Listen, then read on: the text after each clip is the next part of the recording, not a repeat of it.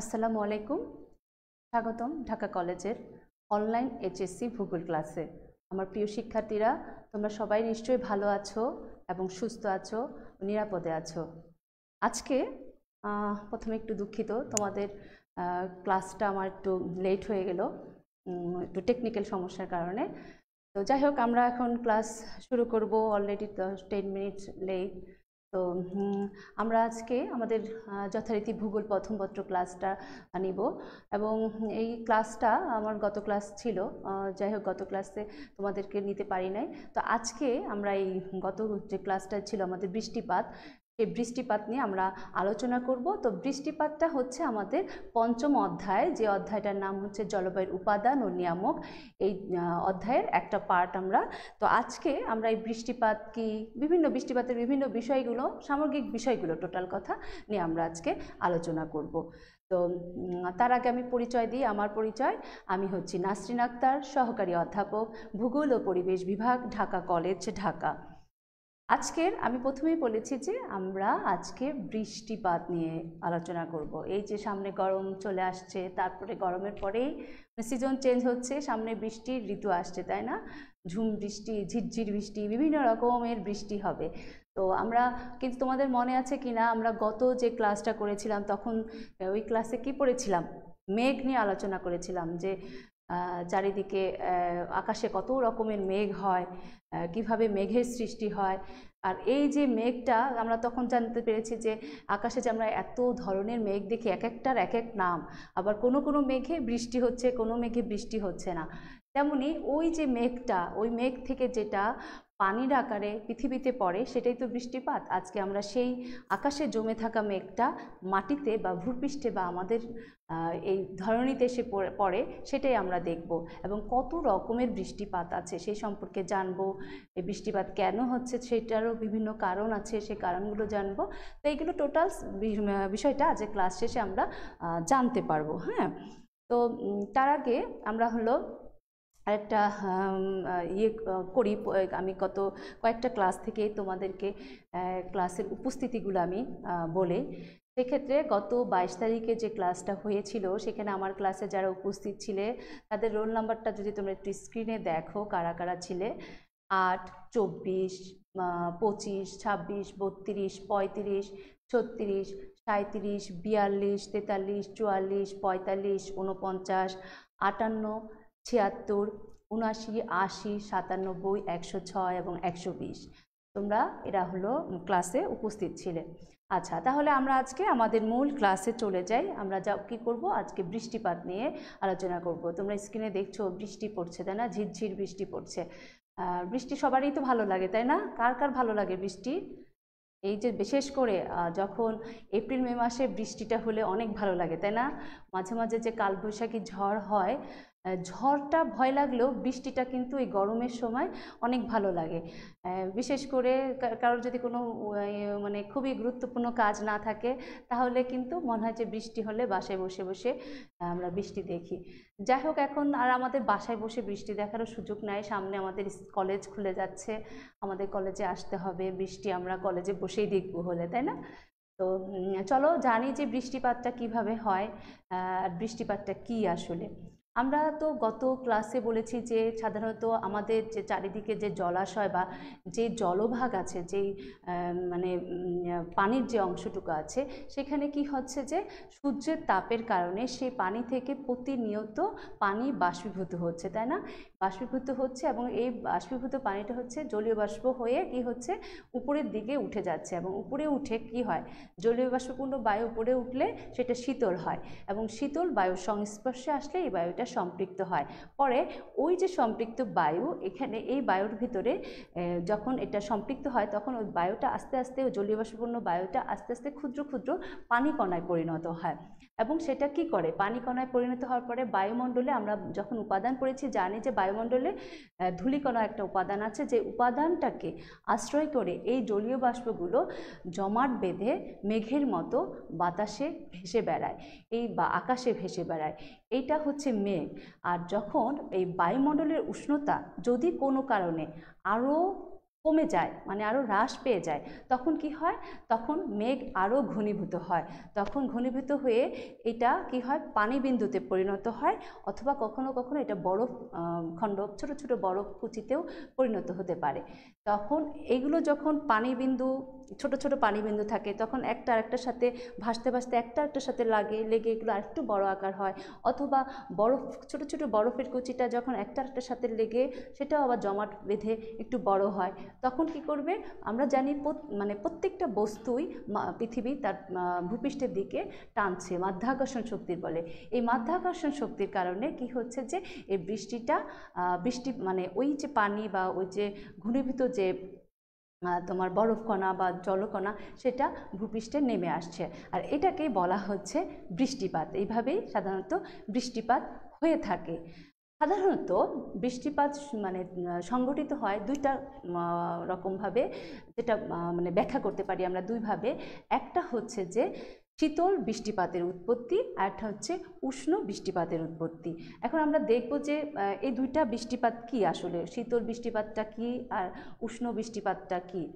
এখানে তোমরা তার আগে চিত্রটা, স্ক্রিনে দুইটা চিত্র দেখতে পাচ্ছ, সেই চিত্রতে কি দেখছি যে সমুদ্র থেকে আমরা যদি খেয়াল করি, দেখো এই যে এখানে একটা আকাশি রঙের যে অংশটা কালার, আমরা জানি কি, মানে আমরা যখন যে কোনো ভূগোলের ছাত্র হিসাবে আমাদের একটা জিনিস খুব ভালো করে জানতে হবে যে ইন্টারন্যাশনাল কালার স্কিম, আন্তর্জাতিক রং, মানে কোন জিনিসে কি ধরনের, মানে কোন কালারটা ইউজ করতে হবে, কোনো একটা ফিচারকে বোঝানোর জন্য তার একটা স্পেসিফিক কালার আছে, ওই কালারটা ইউজ করতে হয়। এখন এখানে দেখো সি মানে সাগরে একটা স্কাই কালার দেখানো হয়েছে। এখানে যদি আমি সবুজ কালার দেখাই, তাহলে কিন্তু আমরা যারা কালার স্কিম ব্যবহার করব বা আমরা যারা মানচিত্র নিয়ে কাজ করি, তারা মনে করব যে কালার দেখে মনে করব ওইটা হচ্ছে ল্যান্ড, তাই না? কিন্তু আমাদেরকে এর জন্য সবসময় যখন কোনো কালার ইউজ করতে হবে, তখন আমরা ইন্টারন্যাশনাল কালার স্কিমকে ধরে আমরা সেটা ব্যবহার করব। তাহলে কি হচ্ছে যে সমুদ্র থেকে পানি সূর্যের তাপে, যে উপরে আমরা সূর্য দেখছি, সূর্যের তাপে পানিটা কি হচ্ছে, বাষ্পীভূত হচ্ছে, তাই না? পানিটা বাষ্পীভূত হয়ে মানে সেটা উপরের দিকে উঠে যাচ্ছে, উপরে উঠে কি হচ্ছে, মেঘের সৃষ্টি হচ্ছে। দেখো মেঘ উপরে উঠে ঘনীভূত হচ্ছে, ঘনীভূত হয়ে মেঘের সৃষ্টি হচ্ছে, এবং মেঘ সৃষ্টি হয়ে সেটা আরও যখন ঠান্ডা হচ্ছে, আরও একটা আরেকটার সাথে জমাটবদ্ধ হওয়ার পরে সেটা কি হচ্ছে, আবার দেখো বৃষ্টিপাত হিসেবে নিচে বৃষ্টি হয়ে পড়ছে, তাই না? তো এইটাই মেইনলি হচ্ছে বৃষ্টিপাতের প্রসেসটা। আমরা দুইটা ক্লাস হিসাবে বৃষ্টিপাতের প্রসেস দেখছি, একটা হচ্ছে মেঘ হিসাবে দেখেছি, আবার দেখেছি কি হিসাবে, যে প্রথমে সাগর সমুদ্র ওইগুলো থেকে বাষ্পীভূত হয়ে জলীয় বাষ্প মেঘ আকারে আকাশে ভেসে বেড়াচ্ছে, তারপরে সেটা আরও শীতল হয়ে তখন সেটা আরও বড় আকার ধারণ করে, সেটা হয়তো পানির আকারে হতে পারে, বরফের আকার হয়েও ভূপৃষ্ঠে পতিত হচ্ছে। টোটাল কথা হচ্ছে যে সেটা পানির আকারে যখন যেটা মানে ভূপৃষ্ঠে পতিত হয়, সেটাকে বলা হয় হচ্ছে বৃষ্টিপাত। তো আমরা এই দুইটা চিত্র দিয়ে আসলে দেখাচ্ছি যে কিভাবে জলীয় বাষ্প মানে পানি বাষ্পীভূত হয়ে জলীয় বাষ্প হয়, এবং সেটা হচ্ছে তোমার বৃষ্টিপাত হিসাবে কিভাবে ভূপৃষ্ঠে এসে পড়ে। এখন আমরা বলেছি যে দুইটা ভাবে ব্যাখ্যা করা যায়। একটা হচ্ছে শীতল বৃষ্টিপাতের উৎপত্তি, যেটা হচ্ছে মানে কোল্ড রেন বলা হয়। তো এই ব্যাপারে একজন জলবায়ু বিজ্ঞানী, ওনার নাম হচ্ছে বার্জেরন ফেন্ডেসন, তিনি বলেছেন যে মধ্য এবং উচ্চ অক্ষাংশে, কোন জায়গায়, মধ্য এবং উচ্চ অক্ষাংশের শীতল বৃষ্টিপাতের মানে বৃষ্টিপাত প্রায় 1500 মিলিমিটারের অধিক মেঘের থেকে, মানে গভীর মেঘ থেকে এই শীতল বৃষ্টিপাতের উৎপত্তি হয়। এগুলোর উষ্ণতা সাধারণত 0 ডিগ্রি থেকে 80 ডিগ্রি সেলসিয়াস পর্যন্ত থাকে। আর এই মেঘে যেটা হয় যে এখানে এই মেঘের মানে পানির কণা এবং বরফের যে কেলাস এটা থাকে, আর এটা বিশেষ প্রক্রিয়ায় বরফের কেলাসের সাথে পানির কণাগুলো একসাথে যুক্ত হয়ে এটার আকারটা অনেক বড় আকার ধারণ করে, এবং তখন এটা বড় আকার ধারণ করলে সেটা নিচে পড়তে থাকে। আর যখন এর মধ্যে যদি উষ্ণতা, মানে ওইখানকার ইয়ার উষ্ণতা যদি আরও বৃদ্ধি পায়, তাহলে কি হবে, ওই বরফের কেলাসগুলো পানির কণাতে বা জলকণাতে সেটা পরিণত হবে, এবং পরিণত হলে তখন সেটা আরেকটু শীতল হয়ে মানে বৃষ্টির রূপে তখন সেটা পৃথিবীতে এসে বা ভূপৃষ্ঠে এসে পতিত হবে। আর উষ্ণ বৃষ্টিপাতের উৎপত্তি কোনটা? আমরা শীতলটা শুনলে বুঝছি যে মধ্য অক্ষাংশ বা উচ্চ অক্ষাংশে, আর যেটা হচ্ছে উষ্ণ বৃষ্টিপাতের উৎপত্তি, এটা হচ্ছে সাধারণত উষ্ণমণ্ডলে, যেখানে ভূপৃষ্ঠের যে অংশটা পানির ভাগ বা জলভাগ, সেখান থেকে আমরা যে মেঘের সৃষ্টি বা বৃষ্টিপাতের যে জেনারেল ফরমেশন, সেটাই আর কি, যে জলভাগ থেকে প্রচুর পরিমাণে সূর্যের তাপে পানি বাষ্পীভূত হয়ে কি হবে, উপরের দিকে উঠবে বায়ুমণ্ডলে, এবং সেখানে এই জলীয় বাষ্পপূর্ণ বায়ু ঘনীভূত হবে, ঘনীভূত হয়ে বাতাসে ভাসমান যেসব ধূলিকণা বা জৈব অজৈব যেসব কণাগুলো আছে সেগুলোকে মানে একসাথে সেগুলোর সাথে আশ্রয় করে পানির কণায় সেটা পরিণত হয়, এবং পরে সেটা যে একটা একটার সাথে জয়েন্ট হয়ে বড় আকার ধারণ করবে, এবং সেটা মানে যতক্ষণ পর্যন্ত সে ভাসমান অবস্থায় থাকতে পারবে ততক্ষণ ধরে সে মেঘের আকারে ভাসতে থাকবে। কিন্তু যখন এর পানির কণাগুলো যদি আয়তন এত বেশি বড় হয় যেটা বাতাস ধরে রাখতে পারবে না বা বায়ুতে ভাসতে পারবে না, তখন সেটা মাধ্যাকর্ষণ শক্তির কারণে টানে সেটা কি হবে, নিচে চলে আসবে এবং বৃষ্টি রূপে ভূপৃষ্ঠে পতিত হতে থাকবে। আমরা তো জানি যে আগে বলেছি যে বৃষ্টির মেঘে যখন বৃষ্টির কণাগুলো থাকে তখন কিন্তু, বা পানির কণা বা বরফ কণা, তখন কিন্তু অনেক ক্ষুদ্র ক্ষুদ্র থাকে। তোমরা মেঘ যদি পাহাড়ের উঁচু পাহাড়ে উঠে থাকো, দেখবা যে মেঘটা গায়ে লাগলে হালকা একটু ভেজা ভেজা লাগে, তাই না? বা যারা যদি কখনো মানে পাহাড়েও এটা দেখা যায়, হেলিকপ্টারে যদি উঠে থাকো, মেঘটা মুখে লাগলে হাতে লাগলে একটা ভেজা অনুভূতি হয়। তো ওইগুলো সবই হচ্ছে পানির কণা, হ্যাঁ। আর যদি সেটা যখন আরও মানে একটা একটার সাথে যখন লেগে বড় আকার ধারণ করে, তখন কিন্তু সেটা আস্তে আস্তে বড় পানির আকারে পরিণত হয়। আমরা যখন ভূপৃষ্ঠে বৃষ্টি রূপে দেখি তখন কিন্তু পানির ফোঁটাগুলো অনেক বড় দেখি, তাই না? এত বড় পানির ফোঁটা আকাশে সাধারণত এভাবে ভেসে বেড়ায় না। ওগুলো যখন থাকে তখন এত মানে সূক্ষ্ম হিসাবে থাকে যেটা পানির আকারের মতো মনে হয় না। তো যখনই এটা আরও শীতল হবে, একটা একটা কণার সাথে আরও আকারে মানে জয়েন্ট হয়ে বড় হবে, তখনই কিন্তু সেটা মাধ্যাকর্ষণ শক্তির টানে ভূপৃষ্ঠে চলে আসবে এবং পৃথিবীতে বৃষ্টিরূপে পতিত হবে। এটাই হচ্ছে মূলত বৃষ্টিপাত সংঘটনের একটা প্রক্রিয়া। মানে পানি বাষ্পীভবন থেকে শুরু করে কিভাবে আকাশে মেঘের আকারে ভেসে বেড়ায় এবং ওখান থেকে সেটা আরও শীতলীকরণ হয়ে কিভাবে মাধ্যাকর্ষণ শক্তির টানে পৃষ্ঠে পতিত হয়, এই প্রসেসটা হচ্ছে এতক্ষণ ধরে আমি তোমাদেরকে বললাম, এবং এটাই হচ্ছে বৃষ্টিপাত সংঘটনের, যে বৃষ্টিপাতটা তৈরি হয় তার একটা প্রক্রিয়া আমরা এতক্ষণ ধরে বলেছি। তারপরে আমরা দেখি যে বৃষ্টিপাতটা আমরা পড়ি, ডিটেলসে চলে যাই, যেটা হচ্ছে বৃষ্টিপাতের শ্রেণীবিভাগে আমরা চলে যাই। সেটা হচ্ছে যে বৃষ্টিপাতের অনেকগুলো বৈশিষ্ট্য আছে, বিভিন্ন আমরা এই যে বিভিন্ন রকম বৃষ্টি যে পড়ছে, বৃষ্টির বিভিন্ন রকম মানে এই পড়ার ভিতরেও বিভিন্ন রকম বৃষ্টিপাত আছে। মেঘের যেমন আকাশে মেঘ ভেসে বেড়াচ্ছে, এই মেঘেরও অনেক রকম আছে। সেরকম বৃষ্টিপাতেরও এত যে বৃষ্টি পড়ছে সেটারও কিন্তু রকম আছে। কোনটা কী ধরনের বৃষ্টিপাত সেটা আমরা আজকে জানব। তো এটা মূলত বৃষ্টিপাতের প্রকৃতি এবং তার ক্যারেক্টারিস্টিক্সের উপরে ভিত্তি করে নর্মাল যে বৃষ্টিপাত হয় সেই বৃষ্টিপাতকে মোটামুটিভাবে 4টা ভাগে ভাগ করা হয়। আমরা এই 4টা ভাগ মতো করে আমরা পড়ব। সে 4টা কি? একটা হচ্ছে পরিচলন বৃষ্টিপাত, আরেকটা হচ্ছে যেটাকে ইংলিশে বলা হয় কনভেকশনাল রেইন, একটা হচ্ছে শৈলক্ষেপ বৃষ্টিপাত, অরোগ্রাফিক রেইন, বায়ু প্রাচীরজনিত বৃষ্টিপাত যেটাকে বলা হচ্ছে ফ্রন্টাল রেইন, আর একটা হচ্ছে ঘূর্ণি বৃষ্টিপাত যেটাকে সাইক্লোনিক রেইন বলা হয়। আমরা এই 4 ধরনের বৃষ্টিপাত কোনটা কিভাবে হয়, মানে এর ফরমেশন প্রক্রিয়াগুলো জানবো, জানলে বুঝতে পারবো 4টা বৃষ্টিপাত আসলে কি ধরনের হয়। এই 4টাই হচ্ছে আমাদের বৃষ্টিপাতের মেইন শ্রেণী বিভাগ। অনেক বইয়ে আরও আদার্স ক্লাসিফিকেশনগুলো বলবে, কিন্তু ওগুলো হচ্ছে বিভিন্ন কিছুর উপর ভিত্তি করে, কিন্তু মেজর হচ্ছে কিন্তু এই 4টাই আমাদেরকে কিন্তু সবসময় পড়তে হয়। তোমরা চিত্র দেখো, চিত্রের দিকে খেয়াল করলে দেখা যায় যে এটা পরিচলন বৃষ্টিপাত।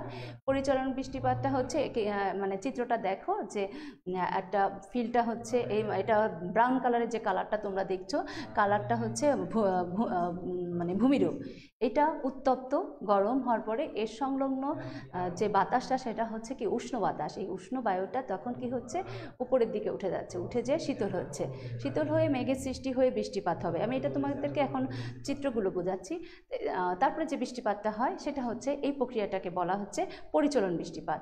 তারপরেরটা ঘূর্ণি বৃষ্টিপাতটা পরের চিত্রটা দেখো, এটা একটা ঘূর্ণি বৃষ্টিপাত, দুইটা বায়ুর দেখছো যে ঘুরছে, তার মানে হচ্ছে যে একটা জায়গায় নিম্নচাপের সৃষ্টি হলো, তারপরে সেই জায়গায় বায়ুটা উষ্ণ হলো, উষ্ণ হলে সেই বায়ু উপরের দিকে উঠে গেল, তখন আশেপাশের থেকে শীতল বায়ু এসে সেই জায়গাটা ঘুরতে ঘুরতে সেই জায়গাটা আসছে, এবং আসার পরে এখানে যে জলীয় বাষ্পের কারণে যে বৃষ্টিপাতটা হচ্ছে সেটা হচ্ছে ঘূর্ণ বৃষ্টিপাত। আর নিচের চিত্রটা দেখো সীমান্ত বৃষ্টি। সীমান্ত বৃষ্টিটা কি বলা হচ্ছে? সীমান্তটা হচ্ছে যে একটা ওয়ার্ম বায়ু আর একটা হচ্ছে কোল্ড বায়ু, দুইটা বায়ুর সীমান্তে যে বৃষ্টিটা হচ্ছে, মেঘের সৃষ্টি হচ্ছে এবং বৃষ্টিপাতের ঘটনা ঘটছে, সেটাকে বলা হচ্ছে সীমান্ত বৃষ্টিপাত। আর তারপরের চিত্রটা দেখো শৈলোৎক্ষেপ বৃষ্টিপাত। আমাদের তো চারটা ক্লাসিফিকেশন, মেইন চারটাই হচ্ছে বৃষ্টিপাতের ক্লাসিফিকেশন, আমরা এই চারটাই পড়বো। তো এই শৈলোৎক্ষেপ বৃষ্টিপাতটা হচ্ছে, শৈলোত মানে কি হচ্ছে, এটা হচ্ছে মানে পাহাড়, হ্যাঁ, শিলা, সেই পাহাড়ের সাথে মানে পাহাড়ের সাথে বাধাপ্রাপ্ত হয়ে যে বৃষ্টিপাত ঘটছে সেটাকে বলা হচ্ছে যে শৈলোৎক্ষেপ বৃষ্টিপাত। তাহলে এই চার ধরনের বৃষ্টিপাত আমি চিত্রে তোমাদেরকে দেখালাম, কিন্তু এখন আমরা প্রত্যেকটা বৃষ্টিপাতটাকে আলাদা আলাদাভাবে একটু ব্যাখ্যা করব।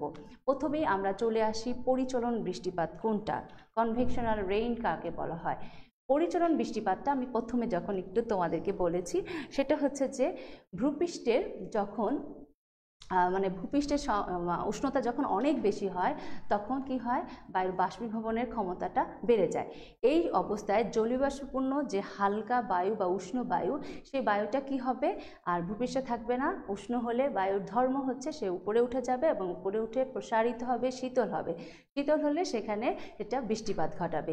এই যে প্রক্রিয়ায় যে বৃষ্টিপাতটা হয় এটাকে বলা হচ্ছে পরিচলন বৃষ্টিপাত, যেটাকে কনভেকশনাল রেইন বলা হয়ে থাকে।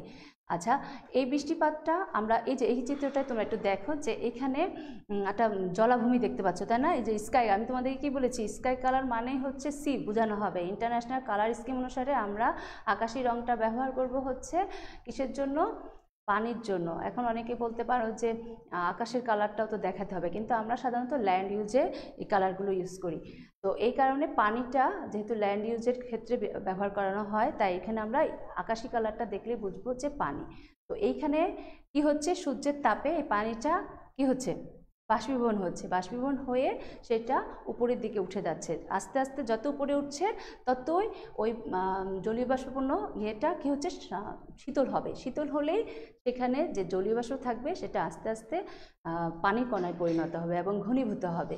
যতই ঘনীভূত হতে থাকবে এবং একটা জলকণা থেকে আরেকটা জলকণার সাথে যখন এটা অ্যাড হতে থাকবে, ততই পানি কণাটা বড় হতে থাকবে। বড় হলে তখন কি হবে, মাধ্যাকর্ষণ শক্তির কারণে সেই পানিটা পানি রূপে, বৃষ্টি রূপে ভূপৃষ্ঠে পতিত হবে। এই যে প্রক্রিয়াটার কথা বললাম, এটাকে বলা হচ্ছে পরিচলন প্রক্রিয়ার বৃষ্টিপাত। এইটার একটা বৈশিষ্ট্য আমরা যদি দেখি, এগুলো সাধারণত কোথায় দেখা যায়, এই পরিচলন বৃষ্টিপাতগুলো নর্মালি নিরক্ষীয় অঞ্চল, আমরা তো এটা জানি নিরক্ষীয় অঞ্চল কোন জায়গায়। তারপরেও আবার বলছি, নিরক্ষীয় অঞ্চল হচ্ছে 5 ডিগ্রি উত্তর ও দক্ষিণ অক্ষাংশে, যেখানে প্রতিদিনই ধরতে গেলে পরিচলন প্রক্রিয়ায় বৃষ্টিপাত হয়। কারণ হচ্ছে এখানে পানির ভাগ বা জলভাগের পরিমাণ বেশি, সেই সাথে এখানে কিন্তু পৃথিবীর বড় বড় বনভূমিগুলো এখানে রয়েছে। আর আরেকটা কি কারণ আছে, আরেকটা কারণ বলো তামিম, বলো আরেকটা কি কারণ আছে। তামিম তো ক্লাসে আছো। হ্যাঁ, ওখানে সূর্য লম্বভাবে কিরণ দেয়, নিরক্ষরেখার উপরে সূর্য সবসময় হচ্ছে লম্বভাবে কিরণ দিচ্ছে, যার কারণে এখানে সূর্যরশ্মি প্রচুর পরিমাণে দিনের বেলায় প্রচুর পরিমাণে সূর্য পাওয়া, মানে সূর্য লাভের তাপের মানে সূর্যটা প্রাপ্তির পরিমাণটা বেশি। আর যখন সারাদিন ব্যাপী এই সূর্যরশ্মিটা লম্বভাবে একটা জায়গার উপরে পড়ছে, সেখানে পানির পরিমাণ একদিক থেকে বেশি, আরেক দিক থেকে বনভূমির পরিমাণ বেশি। আমরা জানি পানির থেকে বাষ্পীভবন হচ্ছে, আবার বনভূমির থেকে কিন্তু বাষ্পীপ্রচ্ছেদন হচ্ছে। এই দুইটা প্রক্রিয়ার কারণে জলীয়বাষ্প তখন প্রচুর পরিমাণে জলীয়বাষ্পপূর্ণ উষ্ণ এবং আর্দ্র বায়ু কি হচ্ছে, উপরের দিকে উঠে যাচ্ছে এবং উপরে হয়ে উঠে শীতল হয়ে কি করছে, শীতল বায়ুর সংস্পর্শে এসে এটা আরও ঘনীভূত হয়ে বৃষ্টিপাত ঘটছে। এবং এই বৃষ্টিপাতের একটা বৈশিষ্ট্য হচ্ছে কি, এই মানে বৃষ্টিপাতটা সাধারণত দিনের শেষ ভাগে অর্থাৎ বিকেলের দিকে বৃষ্টিপাতটা, পরিচলন প্রক্রিয়ার বৃষ্টিপাতটা হয়ে থাকে। এবং সেই বৃষ্টিপাতের একটা ধরন আছে, এটা বজ্রসহ এবং মানে প্রচুর বিদ্যুৎ থাকে, সাথে ঝড় বৃষ্টি সম্পন্ন একটা বৃষ্টি মানে বৃষ্টি হয়ে থাকে। আর এছাড়াও ক্রান্তীয় অঞ্চলেও কিন্তু গ্রীষ্মকালে এই পরিচলন প্রক্রিয়ার বৃষ্টিপাত দেখা যায়, সাধারণত বিকেলে অথবা সন্ধ্যার দিকে এই ধরনের বৃষ্টিপাতগুলো হয়। আবার আমাদের এই ক্রান্তীয় অঞ্চলে বৃষ্টির সাথে কিছু শিলা পড়ে। তোমরা যদি দেখো আমাদের দেশে এপ্রিল মে মাসে অর্থাৎ বৈশাখ জ্যৈষ্ঠ বাংলা মাসে যদি বলি, বৈশাখ মাসটা স্পেশালি এই সময়টা বিকেলের দিকে, হ্যাঁ তোমরা খেয়াল করলেও দেখবা যে গত কয়েক বছরে দেখবা পহেলা বৈশাখেও কিন্তু সারাদিন তোমরা বৈশাখ মাসে ঘুরে টুরে আসো, বিকেলে কিন্তু ঝড় তুফান হয়, তাই না? আবার সাথে শিলাবৃষ্টি হয়, যেটা আমাদের দেশে শিলাবৃষ্টি বলা হয়। এই যে শিলাবৃষ্টিটা, এটা কিন্তু এক ধরনের পরিচলন প্রক্রিয়ার বৃষ্টিপাত। তো এইটা আমাদের ক্রান্তীয় অঞ্চলে হয়, শুধুমাত্র নিরক্ষীয় অঞ্চলে যে হয় তা না, ক্রান্তীয় অঞ্চলেও এই পরিচলন প্রক্রিয়ায় বৃষ্টিপাত হয়। আমরা যদি অঞ্চলগুলো একটু দেখি, তোমরা স্ক্রিনেও দেখতে পাচ্ছ, আর সেই সাথে আমার কথা যদি শোনো যে কোন কোন দেশগুলোতে সাধারণত এই পরিচলন প্রক্রিয়ার বৃষ্টিপাতগুলো বেশি দেখা যায়। এর মধ্যে আছে একেবারে নিরক্ষীয় অঞ্চলের অন্তর্ভুক্ত যে দেশগুলো, সেগুলো হচ্ছে যে Indonesia, Malaysia, Singapore, Sri Lanka, Brazil, Amazon অববাহিকা ব্রাজিলে, যেটা নিউগিনি, জায়ারের কঙ্গো অববাহিকা। আর ক্রান্তীয় অঞ্চলের মধ্যে হচ্ছে ভারত, বাংলাদেশ, ভিয়েতনাম। এইসব ভারত, বাংলাদেশ, ভিয়েতনামে সাধারণত দক্ষিণ পশ্চিম মৌসুমী বায়ুর আগমনের কারণেই সাধারণত পূর্ব দিকে এ ধরনের বৃষ্টিপাত হয়ে থাকে। আর নাতিশীতোষ্ণ অঞ্চলে মাঝে মাঝে মহাদেশসমূহের একেবারেই অভ্যন্তরে গ্রীষ্মকালে কিছু বৃষ্টি এই প্রক্রিয়ায় হয়ে থাকে। তাহলে আমরা এতক্ষণ যেটা জানলাম সেটা হচ্ছে কি পরিচলন প্রক্রিয়ায় বৃষ্টিপাত বা পরিচলন বৃষ্টিপাত আমরা জানলাম। এখন আমরা জানবো যে শৈলোৎক্ষেপ বৃষ্টিপাত। এখানে একটা চিত্র দেখতে পাচ্ছ আমার পিছনে, তাই না? একটা পাহাড়, পাহাড়ে কি হচ্ছে, একপাশে একটা ওশেন, এই যে ওশেন থেকে কি ইভাপোরেশন হচ্ছে, তাই না? ইভাপোরেশন হয়ে বাতাসটা উঠে সেটা প্রবাহিত হচ্ছে, পাহাড়ের দিকে আসছে, পাহাড়ের দিকে আসার পরে এখানে পাহাড়ে বাধাপ্রাপ্ত হচ্ছে। বাধাপ্রাপ্ত হলে কি হচ্ছে, ওই বাতাসটা, ওই জলীয় বাষ্পপূর্ণ আর্দ্র বাতাস যেটা বা বায়ুটা, সেটা কি হচ্ছে উপরের দিকে উঠে যাচ্ছে, উঠে যে ওখানে একটা সাদা মেঘের, দেখছো না ছবিটায়, ছবি কি দেখছো, সাদা মেঘ, মেঘ হলো মেঘের ফর্মেশন হলো, তারপরে সেখান থেকে বৃষ্টিপাত হচ্ছে। এবং একটা জিনিস খেয়াল করো যে বৃষ্টিপাতের নিচে কিছু গাছ দেখতে পাচ্ছ, তাই না? তার মানে হচ্ছে এই অঞ্চলটা বৃষ্টি হচ্ছে, এখানে গাছপালা দেখা যাচ্ছে। আর ঠিক তার বিপরীত পাশে পাহাড়ের ঠিক ওই পাশটায় দেখো, ওইখানেও কিন্তু কিছু বায়ু যাচ্ছে, বাতাস কিছু যাচ্ছে, তাই না? কিন্তু ওই বাতাসের ওই পাশে কিন্তু বৃষ্টি নাই, আবার ওই পাশে গাছগুলোও খুবই ছোট অথবা নাই। হ্যাঁ, তার কারণটা কি? কারণটা হচ্ছে যে যখন সাগর থেকে যে মানে জলীয় বাষ্পপূর্ণ বায়ু সেটা যখন প্রবাহিত হচ্ছে, তখন কি হচ্ছে, পাহাড়ে বাড়ি খাচ্ছে, বাড়ি খেয়ে সেই বাতাসটা উপরে উঠে ঘনীভূত হয়ে মেঘের সৃষ্টি করে আরও শীতল হয়ে তারপরে বৃষ্টির রূপে ঠিক পাহাড়ের ওই পাশটায় বৃষ্টিপাত হচ্ছে। তারপরে বাতাসটা যখন ওই পাহাড় ভেদ করে ওই পাশে যাচ্ছে কিছু, তখন সেই বাতাসে জলীয় বাষ্প থাকছে না। যেহেতু জলীয় বাষ্প নাই, তাহলে সেটা শুষ্ক, যার কারণে ওই পাশে আর বৃষ্টি হচ্ছে না। এটাই হচ্ছে মেনলি শৈলোৎক্ষেপ বৃষ্টিপাতের প্রধান কথা। তারপর আমরা একটু জানি, আমি যে কথাগুলোই বলেছি সেটাই এখানে একটা চিত্রতে দেখো, অ্যানিমেশনে দেখাচ্ছি আমি তোমাকে যে বৃষ্টিটা, বাতাসটা কিভাবে উপরে উঠছে, বৃষ্টি পড়ছে, আর পিছনেরটায় দেখো। তাহলে জলীয় বাষ্পপূর্ণ বায়ুর গতিপথে যদি পর্বত থাকে, তাহলে সেটা বাধাপ্রাপ্ত হয়ে পর্বতের প্রতিবাদ অংশে বৃষ্টিপাত হয়। শৈল মানে হচ্ছে কি, পাহাড়, আর পাহাড় দ্বারা উৎক্ষিপ্ত হয়ে বৃষ্টিপাত হয় বলে একে বলা হচ্ছে শৈলোৎক্ষেপ বৃষ্টিপাত। অনেকের প্রশ্ন থাকতে পারে যে শৈলোৎক্ষেপ কেন বলা হয়েছে? বলা হয়েছে এটাই যে পাহাড়ের আরেকটা নাম হচ্ছে শৈল, এই কারণে ওখান থেকে এটার নাম বলা হয়েছে। এই চিত্রটা দেখো, এখানেও সেমভাবেই ব্যাখ্যা করা হয়েছে যে এই পাশটা হচ্ছে ময়েস্ট উইন্ড, মানে আর্দ্র বাতাস, আর ঠিক পাহাড়টাকে ভেদ করে এ পাশে যখন গেল সেটা হচ্ছে তখন সেটা ড্রাই উইন্ড হয়ে গেছে। আচ্ছা, এটার বৈশিষ্ট্য হচ্ছে সাধারণত সমুদ্র উপকূলের নিকটবর্তী অঞ্চলে, যেখানে পাহাড় পর্বত মালভূমি থাকে, তার নিকটবর্তী উষ্ণ সমুদ্র থেকে যে জলীয় বাষ্পপূর্ণ বায়ু আসে, সেটাই উচ্চভূমিতে ধাক্কা খায় বা বাধাপ্রাপ্ত হয়, এবং উপরে উঠতে থাকলে শীতল হয়ে ঘনীভূত হয়ে এটা বৃষ্টিপাত ঘটায়। আর যে পাশে বৃষ্টিপাত ঘটায় সেটাকে প্রতিপাত পার্শ্ব বলে। আর উচ্চভূমিটাকে অতিক্রম করে বায়ু যখন অন্য পাশে যায়, সেই ওই পাশটাকে বলা হচ্ছে অনুবাদ পার্শ্ব। সেখানে জলীয় বাষ্প থাকে না, যার কারণে বৃষ্টিও খুব কম হয় বা হয় না বললে চলে। এটাকে আরেকটা ভাষা আছে, এই অঞ্চলটাকে ভূগোলের আরেকটা বাংলা শব্দ বলা যায় যে বৃষ্টির ছায়া। বৃষ্টির ছায়া অঞ্চল এটাকে বলা হয়।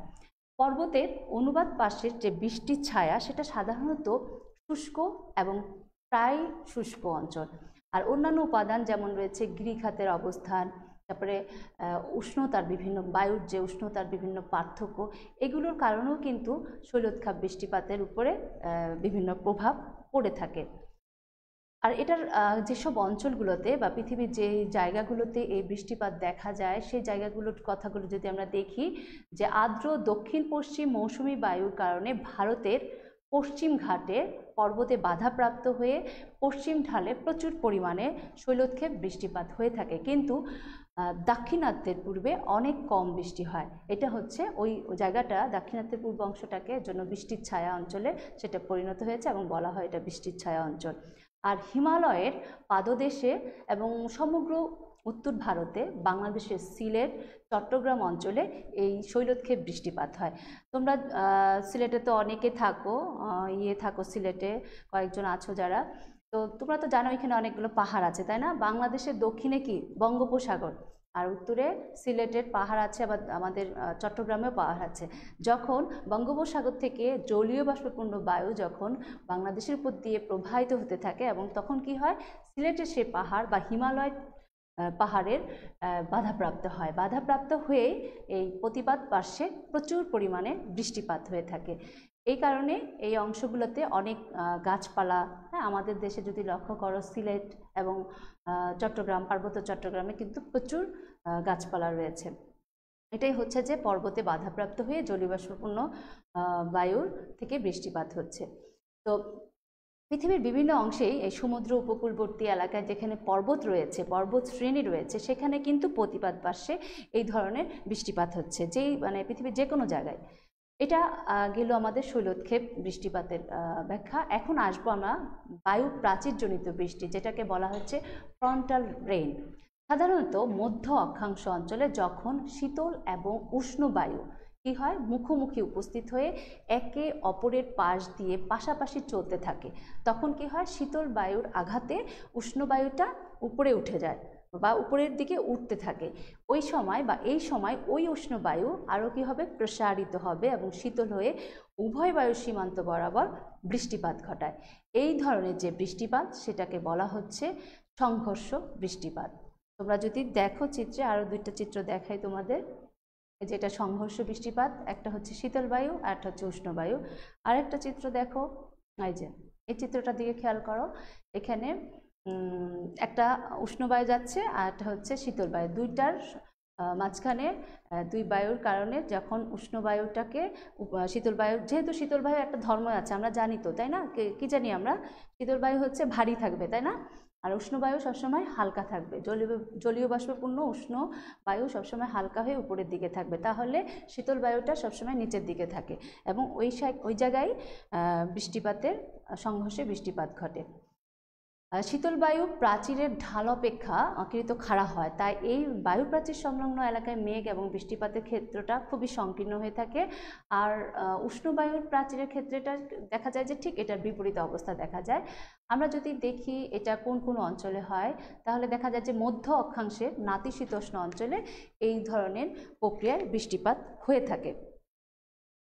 আর হচ্ছে এই যে আরেকটা চিত্র দেখো, এটাতে আরও ভালো করে বোঝা যাচ্ছে যে কোল্ড সারফেস এই পাশটা এবং ওয়ার্ম ইয়ার এই পাশে, এবং দুইটা যখন প্রবাহিত হচ্ছে, দেখো শীতলটা কিন্তু নিচেই, তাই না? ঠান্ডা যে বায়ুটা সেটা কিন্তু নিচে, আর গরম বায়ুটা কিন্তু উপরের দিকে, এবং দেখো ওই জায়গাটায় মেঘের একটা ফরমেশন হয়েছে, এবং এই জায়গাটাই আবার ঘনীভবন হয়ে মানে কনডেনসেশন হয়ে তারপরে আবার সেটা বৃষ্টিপাত ঘটাচ্ছে। এই চিত্রগুলো দেওয়া হচ্ছে যে তোমাদের বোঝার জন্য যে মেঘটা আসলে এই বৃষ্টিটা কিভাবে হয় এটা বোঝানোর জন্য। যে আরও কয়েকটা চিত্র দেখো, যে একটা হচ্ছে এই পাশের চিত্রটা আমি দেখাচ্ছি যে কোল্ড ফ্রন্ট মানে ঠান্ডা শীতল সীমান্ত, আর এই পাশেটা হচ্ছে ওয়ার্ম ফ্রন্ট যেটা হচ্ছে উষ্ণ সীমান্ত, এবং দুইটার মাঝামাঝি যে সংঘর্ষ হচ্ছে পরের চিত্র মানে ইয়ের চিত্রটা, সেটা হলো বৃষ্টিপাত দেখানো হয়। এরপরে আসি সাইক্লোনিক রেইন, যেটা হচ্ছে ঘূর্ণি বৃষ্টিপাত। ঘূর্ণি বৃষ্টিপাতের সাথে আমরা সবাই কম বেশি পরিচিত।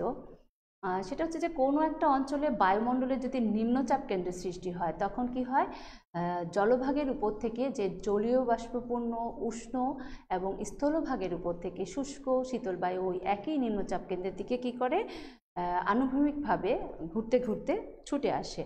শীতল বায়ু ভারী বলে উষ্ণ বায়ু শীতল বায়ুর উপরে ধীরে ধীরে উঠতে থাকে এবং জলভাগের উপর থেকে আসা উষ্ণ বায়ুতে কি হয়, প্রচুর পরিমাণে জলীয় বাষ্প থাকে।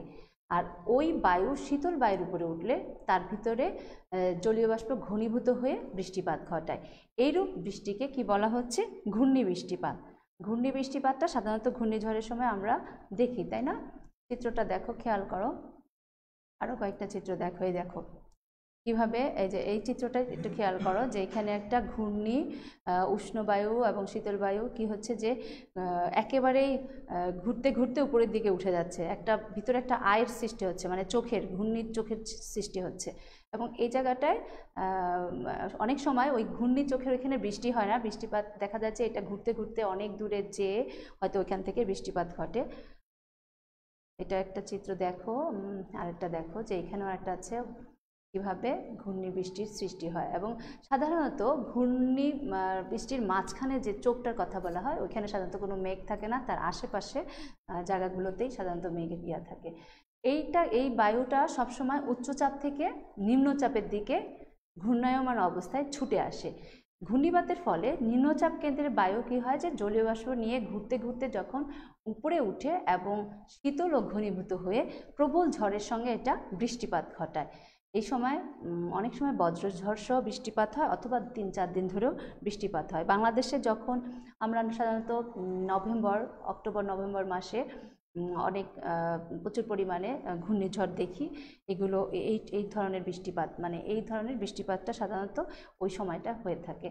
আর নাতিশীতোষ্ণ অঞ্চলেও কিন্তু ঘূর্ণি প্রক্রিয়ায় বৃষ্টিপাত হয়, তবে সেটা বৈশিষ্ট্যটা একটু ভিন্ন। এখানে হয় উষ্ণ বায়ুস্তর থেকে মানে খুব ধীরে ধীরে শীতল বায়ুস্তরের উপরে উঠার ফলে ঝড়ঝঞ্ঝার প্রবল না হয়ে যেটা কি হয়, ঝিরঝির করে অনেক সময় ধরে বৃষ্টিপাত হয় এবং আকাশ মেঘাচ্ছন্ন থাকে, বিশেষ করে এটা শীতকালে।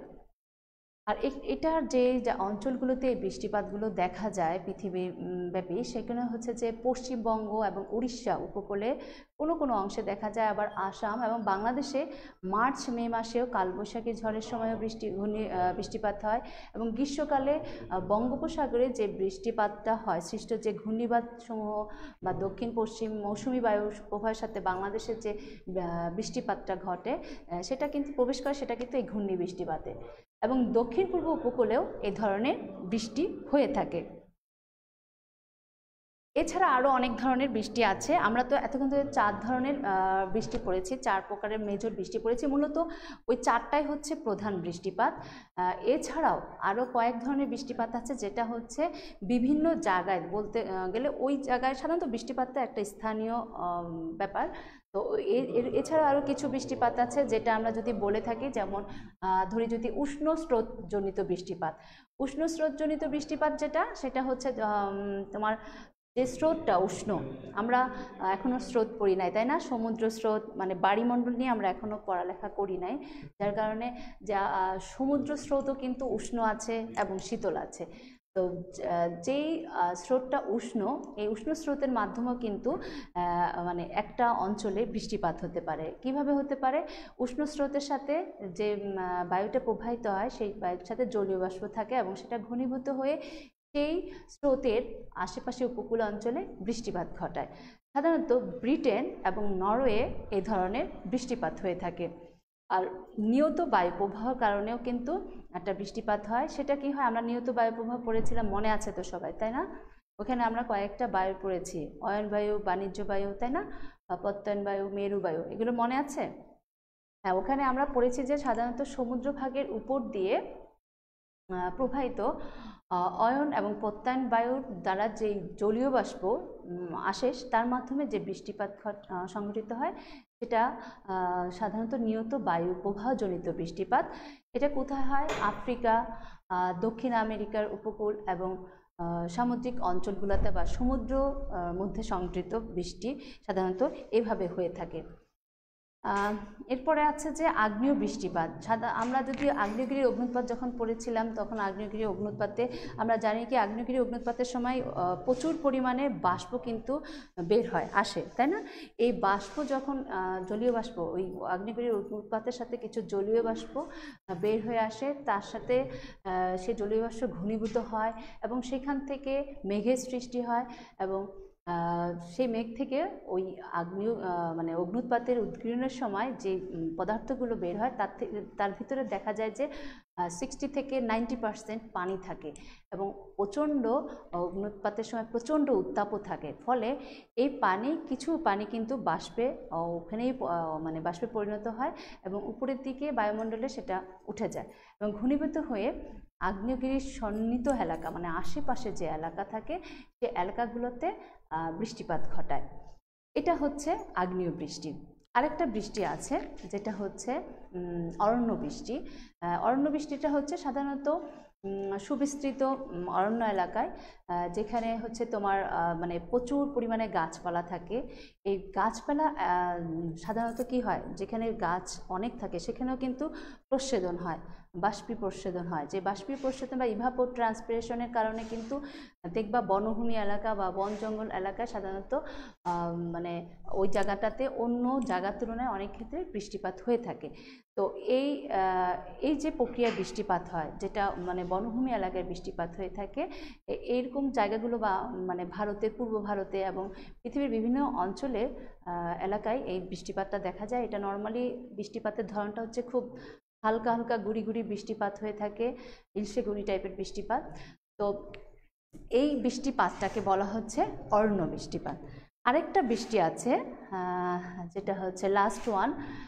এটা আমি এখন যতগুলো বর্ণনা দিয়েছি যে মানে ঘূর্ণি বৃষ্টিপাত পর্যন্ত 4টা মেজর বৃষ্টিপাত ছাড়া যেই বৃষ্টিপাতগুলোর বর্ণনা দিয়েছি সেগুলো হচ্ছে যে একটা মানে ক্ষুদ্র ক্ষুদ্র ক্লাসিফিকেশন, সেটা মানে জানার জন্য এরকমও হয়ে থাকে, বিভিন্ন মানে এসব কারণেও হয়ে থাকে, সেই কারণগুলোর প্রেক্ষাপটে বৃষ্টিপাতের ক্লাসিফিকেশন। কিন্তু মেজর ক্লাসিফিকেশনই হচ্ছে পরিচলন বৃষ্টিপাত এবং আমরা যেগুলো বলেছি সংঘর্ষ বৃষ্টিপাত এবং ফ্রন্টাল বৃষ্টিপাত অথবা যে শৈলক্ষেপ বৃষ্টিপাত, এগুলো হচ্ছে মেন ক্লাসিফিকেশন।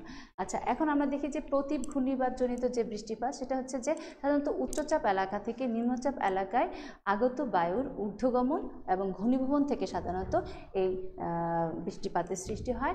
এটা সাধারণত আমরা যদি বলে থাকি যে ভারতবর্ষের শীতকালে যে বৃষ্টিপাত মানে কথা বলা হয়ে থাকে সেটাই মূলত এই প্রতীপ ঘূর্ণিবাতজনিত বৃষ্টিপাতের হয়ে থাকে।